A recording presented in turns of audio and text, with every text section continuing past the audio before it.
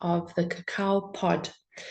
And this is half a pod, just showing you. It's not really amazing, but I'm showing you because if you ever do manage to go to a cacao farm and you manage to get a cacao pod, then what you can do to keep it is you can cut it open, remove the inside, which is all the wet material, and then you just have to dry it in the sun because there would still be some moisture obviously in the pod.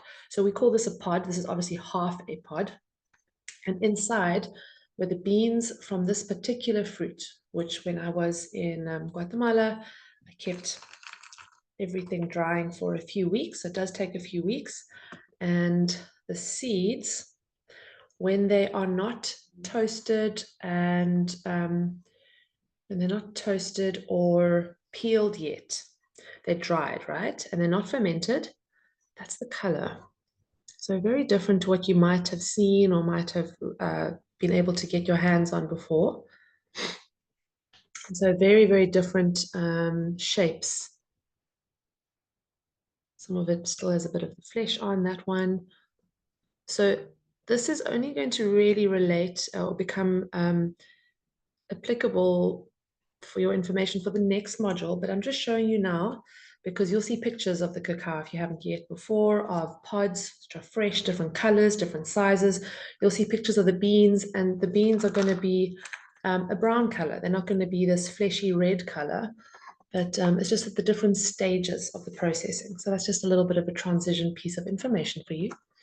And it's really nice to be able to keep that, you know, for an altar space with cacao and with your other allies to start to collect these things that mean something to you. Now, some of you might already work with altars. You might have a special place in your home or your garden, or as you go and travel, you create them. And if you don't already, it's absolutely fine. By the end of by the end of the level 1 training, we're all going to be sharing our beautiful altars with each other.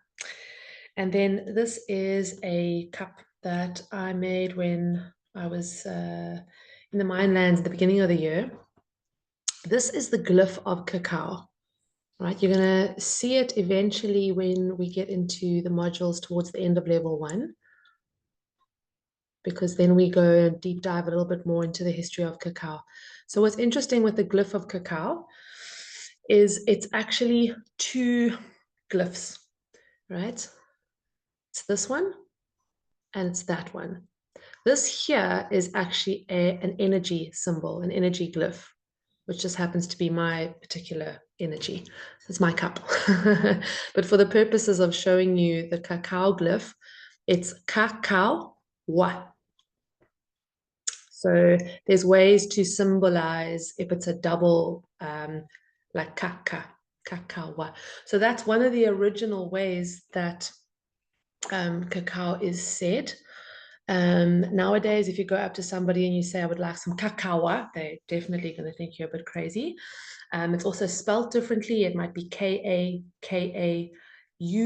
K-A-K-A-W, K-A-K, and eventually it was just lost and or misinterpreted when the cacao was taken across to Europe through when the Spanish were invading.